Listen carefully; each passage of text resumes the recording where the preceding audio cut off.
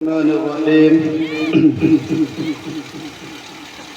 الحمد لله نحمده ونستعينه ونستغفره ونعوذ بالله من شرور أنفسنا ومن سيئات أعمالنا. من يهده الله فلا مضل له ومن يضلله فلا هادي له. ونشهد أن لا إله إلا الله وحده لا شريك له. ونشهد أن سيدنا وحبيبنا وشفيعنا وسندنا ومولانا محمدا عبده ورسوله. أما بعد، قال النبي صلى الله عليه وسلم: عليكم بالصدق فإن الصدق ينجي والكذب يهلك، أو كما قال عليه الصلاة والتسليم. نہیں منت کشے تاب شنیدن داستہ میری، خاموشی گفتگو ہے بے زبانی ہے زباں میری. یہ دستور زباں بندی ہے کیسا تیری محفل میں، یہاں تو بات کرنے کو ترستی ہے زباں میری. اڑا لی کمریوں نے، طوطیوں نے، عندلیبوں نے، چمن والوں نے مل کر لوٹ لی طرز فغاں میری. اٹھائے کچھ ورق لالا نے، کچھ نرگس نے، کچھ گل نے، چمن میں ہر طرف بکھری ہوئی ہے داستہ میری. میرے انتہائی معزز محترم قابل قدر بزرگوں، عزیز طالب علم ساتھیوں اور دور دراز سے تشریف لائے ہوئے علماء اکرام، مہمانان اعظام، آج کا مدرسہ تحسین القرآن خرم پور کا یہ اجلاس عام آپ کی اور ہماری حاضری اس موقع سے کچھ فائدہ حاصل کرتے ہوئے آپ لوگوں کے سامنے کچھ اہم باتیں رکھنے کی میں کوشش کروں گا، اس امید کے ساتھ کہ انشاءاللہ ان باتوں پر عمل کیا جائے گا. ان باتوں کو ہم سینے سے لگا کر جائیں گے، خود بھی عمل کریں گے اور دوسروں کو بھی عمل کرنے کی ترغیب دلائیں گے، دوسروں کو تلقین کریں گے کہ وہ بھی ان باتوں پر عمل کریں. میرے محترم اور معزز بزرگوں اور دوستوں، آپ یہ بات بھی سمجھ لیں کہ میں آپ کے سامنے کچھ ہی دیر کے لیے حاضر ہوا ہوں، کیونکہ آپ کے سامنے جو بڑے بڑے بیانات آنے والے ہیں وہ ہمارے مہمان، ہمارے علماء، ہمارے مشائخ یہاں پر تشریف رکھے ہوئے ہیں اور تمہارے مدرسے میں ابھی تشریف فرما ہیں. میرے محترم معزز بزرگوں اور بھائیوں، میں ایک چھوٹی سی بات پر آپ کی توجہ کو مبذول کرانے کی کوشش کروں گا. آج ہمارے معاشرے میں ہر طرح کا بگاڑ ہے، معاشرے میں بے راہ روی ہے، معاشرے میں رسم و رواج کی بہتات ہے اور معاشرہ بہت ساری گندگیوں اور پرگندگیوں سے بھرا ہوا ہے. کہیے کہ معاشرہ پراگندہ ہو چکا ہے. ہم بچوں کی بات کریں تو بیماریاں جنم لے رہی ہیں، پنپ رہی ہیں. ہم بڑوں کی بات کریں تو ہزاروں طرح کی خرافات ان میں پنپ رہی ہیں اور جنم لے رہی ہیں. ہم اپنے بزرگوں اور بڑوں کی بات کریں تو بھی طرح طرح کی خرابیاں ان میں وجود میں آ رہی ہیں. محترم بزرگوں اور دوستوں، نہ نئی نسل محفوظ ہے، نہ نوجوان نسل محفوظ ہے، نہ ہمارے بزرگ محفوظ ہیں. ہم اگر غور کریں تو معلوم ہوگا کہ ہمارے جو بزرگ، جو ہمارے سرپرست، جو ہمارے رہبر، جو ہمارے صاحبان اور جو ہماری معاشرے کی بزرگ ترین ہستیاں ہیں، ان کے اندر بھی طرح طرح کی خرابیاں ہیں. میں ایک خرابی کو بہت شدت کے ساتھ محسوس کر رہا ہوں. جب عمر زیادہ ہوتی ہے، بال سفید ہونے شروع ہو جاتے ہیں، طاقت جواب دینے لگتی ہے، آدمی بہت ساری بیماریوں کا شکار ہو جاتا ہے، آنکھوں کا دیکھنا کم، دانتوں کی پکڑ کمزور ہو جاتی ہے، ہاتھ اور پاؤں کی طاقت پانے لگتی ہے، تو آدمی یہ سمجھتا ہے کہ اب میرا وقت جانے کا قریب آ گیا، اور جب اسے اپنے رب سے ملاقات کرنی ہے، جب اسے دنیا سے چھوڑ کر جانا ہے، تو کم از کم اب یہ کلیئر ہو چکا ہے، اب یہ صاف ہو چکا ہے، اب یہ بالکل یقینی طور پر وہ گھڑی آنے والی ہے کہ اب ہماری سانسوں کو کاٹ دیا جائے گا اور ہمیں دنیا کو خیر آباد کہنا پڑے گا۔ جب یہ یقین کامل ہو چکا ہے تو ہماری ذمہ داری یہ بننی چاہیے تھی کہ ہم صبح کو، ہم شام کو، دوپہر کو، ہر وقت اللہ کے ذکر میں اپنے آپ کو مشغول کراتے، ہم نماز کے پابند بنتے، ہم شریعت اسلامیہ کے پابند بنتے، ہماری زبانوں پر ذکر الہی ہونا چاہیے تھا، لیکن ہم یہ دیکھ رہے ہیں ہمارے بزرگ، ہمارے بڑے، وہ چوپالوں پر، راستوں کے کنارے پر، بیٹھکوں پر بیٹھ کر صرف ایک کام کرتے ہیں، وہ کام جھوٹ ہے، وہ کام جھوٹ بیانی ہے، وہ کام غیبت ہے، وہ کام چغلی ہے، وہ کام دوسرے کو کمزور دکھانا اور کمزور سمجھنا ہے، معاشرے میں دوسرے کی طرح طرح کی برائیوں کو بیان کرنا ہے۔ میں سوال کرتا ہوں بزرگوں سے، میرے بزرگوں بتاؤ، تم تو اس معاشرے کا صاحبان تھے، تم تو بچوں کے لیے رول ماڈل تھے، تم تو بچوں کے استاد اور معلم تھے، تمہیں نوجوان نسل کو سمجھانا تھا، نوجوان نسل کو بتانا تھا، نوجوان نسل کی آبیاری تمہاری ذمہ داری تھی۔ کیا سبق دے کے جا رہے ہو؟ ہونا یہ چاہیے کہ یہ فصل اب پک چکی ہے، کٹنے کے قریب ہے، اب تو اللہ اللہ کر کے آخری وقت کو کامیاب بنایا جائے، لیکن ایسا نہیں ہو رہا ہے۔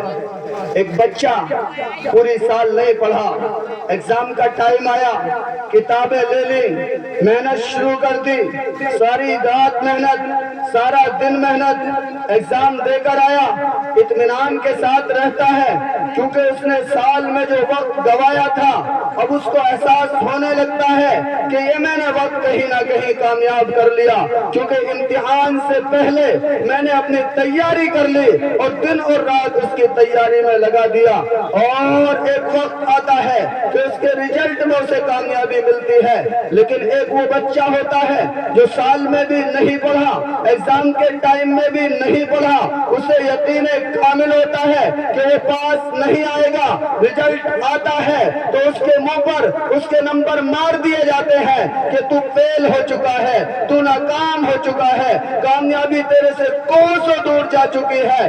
اسے پتا ہوتا ہے کہ پوری سال محنت نہیں کی، کرتا تو ایگزام ٹائم میں محنت کر کے پوری سال کے جو وقت برباد کیا تھا اس کو کامیاب بنایا جا سکتا تھا۔ میرے بزرگوں سنو، اگر پوری زندگی اللہ کی نافرمانی میں گزاری ہے، پوری زندگی آپ نے روزہ نہیں رکھا ہے، پوری زندگی آپ نے نماز کا اہتمام نہیں کیا ہے، پوری زندگی آپ نے حج ادا نہیں کیا ہے، پوری زندگی زکوٰۃ کے فرض سے آپ سبکدوش نہیں ہو پائے ہیں، پوری زندگی آپ معاملات کی دلدل میں پھنسے رہے ہیں، معاملات آپ کے ساتھ نہیں ہیں، آپ کے اخلاق درست نہیں ہے، آپ کی معیشت اچھی نہیں رہی، آپ کی معاشرت بیکار ہے، تو اب آخری وقت ہے۔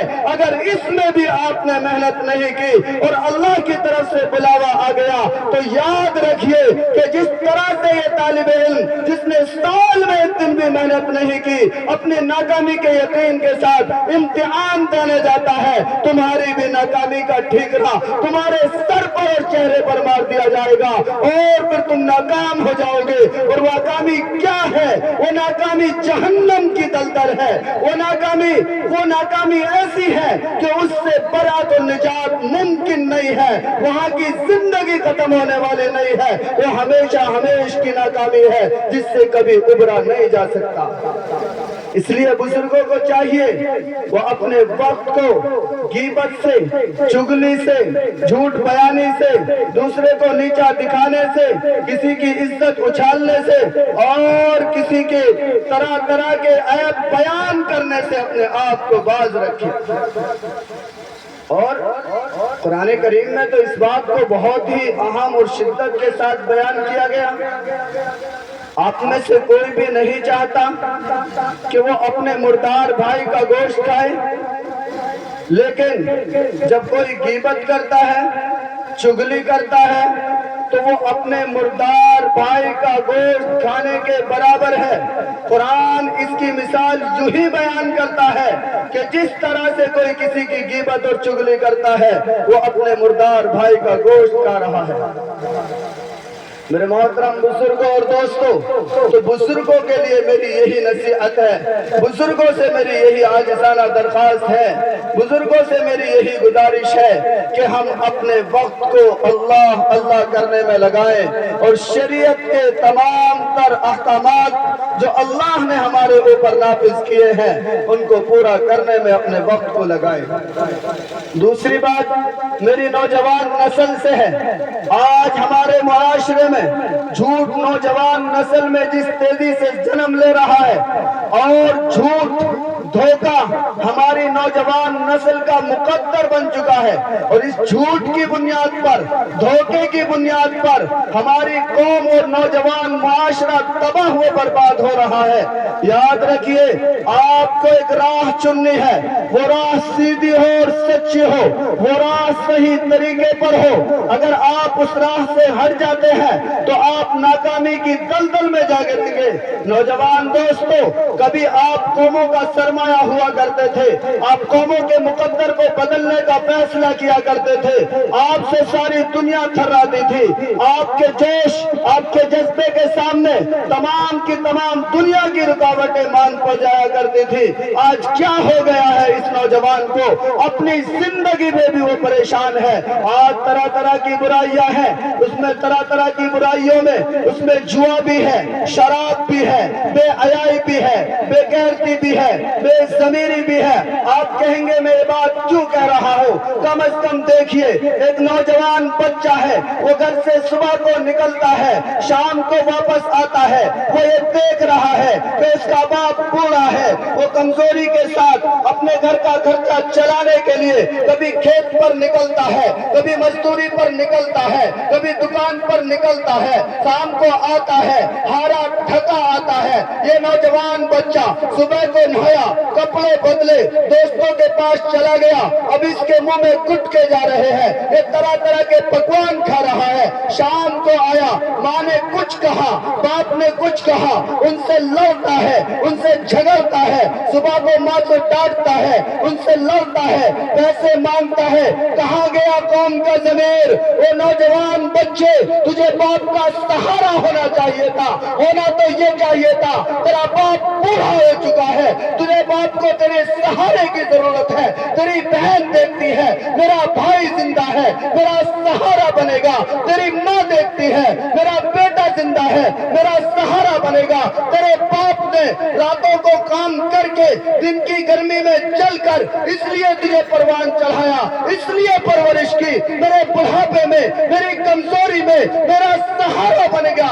تو ضمیر کہاں بیچ کر آیا ہے کہ باپ کما کر آتا ہے اور تو جوان ہو کر، طاقتور ہو کر اپنے گھر میں باپ کی کمائی کو کھاتا ہے، باپ کو کچھ لا کر نہیں دیتا. کیا یہ گھر گھر کی بات نہیں بن گئی؟ اے نوجوان دوستو، اگر تمہارا ضمیر زندہ ہوتا تو نوجوان گھر میں لیٹا ہے، نوجوان گھومنے جا رہا ہے، نوجوان کے نیچے بائک ہے، نوجوان کھاتا پیتا پھر رہا ہے. باپ پھر مزدوری کیوں کر رہا ہے؟ اس لیے کر رہا ہے کہ بیٹے صحیح انداز پر کام نہیں کر رہے، اس لیے باپ کو مزدوری مجبوراً کرنی پڑ رہی ہے. تو اس قوم کے نوجوانوں کو بے ضمیری سے باہر نکلنا ہوگا. آپ سے میں کہتا ہوں نوجوانوں، آج سے یہ طے کرو کہ گھر سے جب نکلیں گے اور شام کو جب گھر میں واپس آئیں گے تو باپ کے لیے کچھ لے کر कर आएंगे, माँ का सहारा बनेंगे, बहनों की उम्मीदों को पूरा करेंगे। हम दूसरे पर बोझ नहीं बनने आएंगे, बल्कि माँ बाप के बोझ को कम करेंगे। अगर बाप पर कर्जा है उसकी जिम्मेदारी हम लेंगे। बाप पर बोझ कारोबार का बढ़ता जा रहा है, खान पीन का बढ़ता जा रहा है, ब्याह शादी का बढ़ता जा रहा है, उसकी जिम्मेदारी हम लेंगे। जब हम छोटे थे, बच्चे बाप ताकतवर था, उसने अपनी पूरी ताकत हमारे ऊपर लगा दी। आज हम ताकतवर हैं, बाप कमजोर है, अपनी सारी ताकत बाप को फायदा पहुंचाने में लगाओ। मेरे नौजवानों, क्या आप तिजारत नहीं कर सकते? मेरे नौजवानों, क्या आप काश्तकारी नहीं कर सकते? नौजवान साथियों, कौन सी दुनिया की ऐसी चीज है जो आपके कदमों में नहीं आ सकती? कौन सी ऐसी दौलत है जो आपके कदमों में नहीं आ सकती? कौन सी ऐसी ताकत है जिसको आप हासिल नहीं कर सकते? आपके मुकद्दर में वो सारी की सारी कामयाबियां हैं जिसको आप हासिल करना चाहते हो, लेकिन शर्त यही है, पहले पिघलना पड़ेगा, पहले उसके लिए चलना पड़ेगा, पहले अपने आप को मिटाना पड़ेगा, अपने आप को खपाना पड़ेगा। उसके बाद गुले गुलजार होकर तुम दुनिया में लोगों के सामने चमकोगे। मिटा दे अपनी हस्ती को, अगर कुछ मर्तबा चाहे कि दाना खाक में मिलकर गुले गुलजार होता है। मोहतरम बुजुर्गों, अगर ये 10-20 साल की जिंदगी ऐशो इशरत में गुजारी तो सारी जिंदगी पछताओगे और ऐशो इशरत को तरसोगे। और अगर ये जिंदगी मेहनत मुशक्कत के साथ गुजारी तो फिर याद रखिए सारी जिंदगी आप ऐशो आराम की गुजारोगे। इसलिए तय कर लो। मैं एक बात और कह रहा हूँ, हमारे नौजवानों में झूठ बहुत शिद्दत के साथ आ रहा है। मोबाइल पर झूठ, बात बात पर झूठ। अल्लाह के नबी ने फरमाया, अलैकुम बिस्सिद्क़, सच्चाई को मजबूती के साथ पकड़ लो, सच्चाई को लाजिम समझ लो, सच्चाई तुम्हारे ऊपर लाजिम है।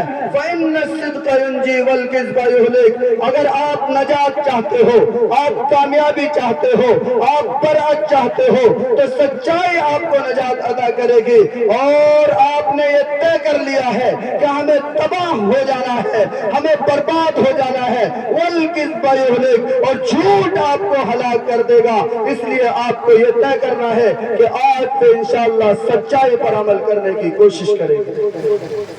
मेरे नौजवान साथियों, एक और बात बताता हूँ, मुआशरे में बेहयाई बहुत शिद्दत के साथ पनप रही है। हर नौजवान बेहयाई में मुब्तला है। वो मोबाइल के जरिए से या अपने मोहल्लों में ताक झांक के जरिए से या अपने स्कूल कॉलेजेस के जरिए से या किसी भी जगह पर जाकर बेहयाई से वो अपने आप को कहीं ना कहीं जोड़े हुए हैं। पहले, सबसे पहले इस कौम के नौजवानों को बेहयाई से तौबा करनी पड़ेगी। हम रोज तकरीर कर रहे हैं, हमारी बच्चियों पर गलत निगाहें हैं। हम रोज तकरीर कर रहे हैं, हमारी बच्चियों को लोग टारगेट कर चुके हैं। हम रोज तकरीर कर रहे हैं, हमारी बच्चियां ईमान छोड़कर जा रही हैं। मेरे दोस्तों, क्या आप अपने गिरबान में झांक कर इस बात का जवाब दे सकते हो, क्या हमने अपनी बहनों को ताकना शुरू नहीं कर दिया? हमारी बहन ताऊ की बेटी, चचा की बेटी, मामू की बेटी, मोहल्ले की बेटी हमारी निगाह से महफूज नहीं है। जब हमने अपनी बहनों की इज्जत को उछालना शुरू कर दिया, सोशल मीडिया पर अपनी बहन बेटियों के पोस्ट डालने शुरू कर दिए, फिर तेरे से क्या उम्मीद करते हो वो तुम्हारी बेटियों की इज्जत करेंगे? जो अमल तुम शुरू कर रहे हो पलट कर आएगा, जो काम तुम कर रहे हो जवाब तुम्हें देना पड़ेगा। अगर चाहते हो कि हमारी बहनों की इज्जत की हिफाजत हो, इस्मत की हिफाजत हो, ईमान की हिफाजत हो, तो तय करो कि आज से हम एक दिन भी अपनी आप बहनों को बेहयाई वाली निगाह से नहीं देखेंगे। यअलमु खाइनतल अयुन व मा तुख्फी सुदूर। संभलना पड़ेगा अपने आप को, और अगर नहीं संभलते तो हम निगाह लगा कर बैठे हैं। अल्लाह ने हमारी बेटियों पर दूसरों की निगाह लगा दी। हर चीज हम पर पलट कर आती है। नाइंसाफियों का तमाशा देखने वालों, اور انصاف کی بات نہ کہنے والوں، کل تمہارے ساتھ نا انصافی ضرور ہوگی۔ اسی دلیل پر میں کہتا ہوں، اپنی بہن بیٹیوں کو غلط نگاہ سے دیکھنے والوں، دوسرے لوگ بھی تمہاری بیٹیوں کو غلط نگاہ سے دیکھیں گے، تو پہلے مسئلہ اپنا حل کرو۔ نوجوان بچیوں کو ایک بات بتاتا ہوں، آج آپ کو لگتا ہے اسلام میں آپ کے لیے تنگی ہے، آپ نے اسلام کو پڑھا نہیں ہے، اسلام کی دولت سے آپ مالا مال تو ہیں، اسلام کی عظمت آپ کے دلوں میں نہیں اتری ہے۔ اگر آپ جان لیتے کہ اسلام کے آنے سے پہلے عورتوں کو معاشرے میں کیا حق تھا، عورتوں کو جانوروں سے بدتر سمجھا جاتا تھا، عورتوں کو زندہ درگور کر دیا جاتا تھا، ایک کھلونا سمجھا جاتا تھا۔ آج کا یورپ جو کہتا ہے کہ ہم مساوات کی بات کرتے ہیں، ہم ایکوالٹی کی بات کرتے ہیں، ہم برابری کی بات کرتے ہیں، 1511 عیسوی تک بازاروں میں عورتوں کو بیچا جاتا تھا۔ اسی یورپ کی بات کرتے ہو آپ کہ یہ عورتوں کو حق دیتا ہے۔ میں اپنی بچیوں سے کہتا ہوں، ارے بچیوں کی عفت پر جب جب داغ آیا ہے، خدا کا قرآن بولا ہے، خدا کا کوئی نہ کوئی نمائندہ بولا ہے، اللہ نے آپ کی عفت، آپ کی عصمت کی حفاظت کی خاطر قرآن کو گویا کر دیا۔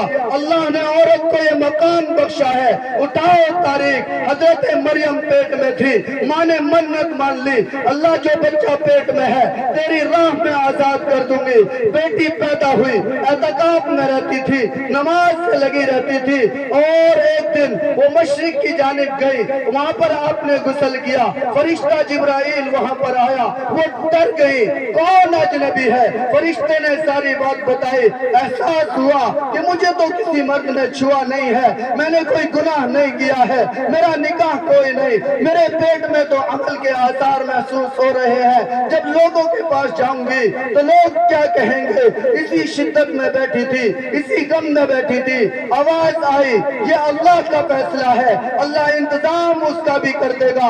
آپ جب بچے کو لے کر جائیں، سیدھا کہنا ہے میرا روزہ ہے، مجھے کچھ نہیں بولنا، اور جب بولنے کی نوبت آئے تو بچے کی طرف اشارہ کر دیا۔ بچے نے کہا میں اللہ کا بندہ ہوں، اللہ کا رسول ہوں، اللہ نے مجھے کتاب دی ہے، اللہ نے مجھے روزے کی، اللہ نے مجھے زکوٰۃ کی، اللہ نے مجھے نماز کی وصیت کی ہے۔ میرے محترم بزرگوں اور دوستوں، مریم کی عفت پر آنچ آئی، چھوٹا عیسیٰ بول اٹھا، یوسف پر آنچ آئی تو بچہ بول اٹھا۔ نبی پاک علیہ السلام کی زوجہ محترم اور عائشہ صدیقہ کی عفت پر آنچ آئی ہے تو قرآن بول اٹھا، اولئک مبرؤون مما یقولون۔ تمہیں یہ شرف حاصل ہے کہ تمہاری عفت پر جب آنچ آئی ہے، اللہ کا قرآن بولا ہے، تمہیں یہ شرف حاصل ہے کہ نبی سے سب سے پہلے جس نے قرآن سنا ہے وہ اما خدیجۃ الکبریٰ ہے۔ تمہیں یہ شرف حاصل ہے کہ اسلام کے لیے سب سے پہلے جس نے شہادت دی ہے وہ حضرت سمیہ رضی اللہ تعالی عنہ ہے۔ آپ کو یہ فضیلت دی ہے کہ آپ فاطمۃ الزہرا کی نسل سے آتی ہے، آپ کو یہ فضیلت ہے۔ اور بچیاں، آج میں نے دیکھا، ہم نے دیکھا، باپ اپنی عزت کی بھیک مانگتا ہے، ٹوپی ڈال دیتا ہے، پگڑی ڈال دیتا ہے، بیٹیاں نہیں مانتی۔ میری بیٹیوں، حضرت فاطمہ کو دیکھو، اللہ کے نبی کے پاس آئی ہے، اللہ کے نبی نے کہا فاطمہ کیسے آئی ہو؟ کہنے لگی ابا جان ایک چھوٹا سا ہدیہ اور تحفہ لے کر آئی ہو۔ کیا ہدیہ اور تحفہ ہے؟ کہنے لگی یہ چھوٹی روٹی ہے، آدھی روٹی ہے، ابا جان میں آپ کے لیے لے کر آئی ہوں۔ مسئلہ یہ ہوا کہ کئی روز سے گھر میں کچھ نہیں تھا، علی کام کرنے گئے تھے، انہیں کچھ اجرت ملی تھی، کچھ آٹا لے کر آئے تھے، میں نے چند روٹیاں بنا لی، ایک حسن نے کھا لی، ایک حسین نے کھا لی، ایک حضرت علی نے کھا لی، ایک سائل کو دے دی، ایک میں نے اپنے لیے بچا لی۔ جب میں کھانا کھانے بیٹھی، جب مجھے احساس ہوا میرا باپ حضرت محمد الرسول اللہ صلی اللہ علیہ وسلم بھی ہو سکتا ہے بھوکے ہو، لہذا میں آپ کے پاس آدھی روٹی لے کر آئی ہوں۔ اللہ کے نبی فرمانے لگے اے فاطمہ 3 دن سے تیرے باپ محمد نے کچھ نہیں کھایا ہے۔ یہ تھی فاطمہ، بیٹیوں کی مثال یہ ہونی چاہیے، اور ہماری بیٹیاں عزت اچھال کر ایمان کو چھوڑ کر جا رہی ہیں۔ بیٹیوں، بیرار रोवी से बाज आओ। बेटियों अपने मकाम को पहचानो। बेटियां आयशा को पढ़ो, खदीजतुल कुबरा के बारे में पढ़ो, फातिमा को अपना रोल मॉडल मानो। बेटियों तुम्हें एक गर्व और फख्र होना चाहिए कि आप उस नस्ल से हैं जिससे हजरत सुमैया आती है कि इस्लाम को सबसे पहली शहादत अगर नसीब हुई है तो वो आपके हिस्से में आती है। ये आपको फख्र हासिल है। इसलिए मेरी बच्चियों से गुजारिश है अपने ईमान की हिफाजत, इफ़्फ़त की हिफाजत। एक और वाक़या बताता हूँ। हजरत फातिमा आई अल्लाह के नबी के पास। अल्लाह के नबी ने पूछा, फातिमा चांद नजर आया है, आपने देखा है? कहने लगी फातिमा, अल्लाह के नबी मैंने चांद नहीं देखा। कहने लगे क्यों नहीं देखा? हजरत फातिमा कहने लगी, अल्लाह के नबी आज पहला चांद है, सब लोग चांद को देख रहे हैं, हो सकता है मेरी निगाह भी चांद पर पहुंचे और वहां गैर मर्दों की निगाह के साथ मेरी निगाह मिल जाए, इसलिए मैंने अपने आज चांद को नहीं देखा। ये है हया, ये है पाकदामनी, ये है इफ़्फ़त की हिफाजत। इसलिए अपनी इफ़्फ़त की हिफाजत करो, हया और पाकदामनी को अपनाओ। नौजवानों झूठ से परहेज करो, सच्चाई को अपनाओ और घर में जब जाओ तो सहारा बन कर जाओ, बोझ बन कर न जाओ। अपने माँ बाप पर बोझ न बनो। तुम्हारे चर्चे तो आसमानों में हुआ करते थे, आज तुम अपने ज़मीर को बेच कर सो रहे हो। मैं इन बातों पर अपनी बात को खत्म करता हूँ। वाखिर दावाना अल्हम्दुलिल्लाहि रब्बिल आलमीन।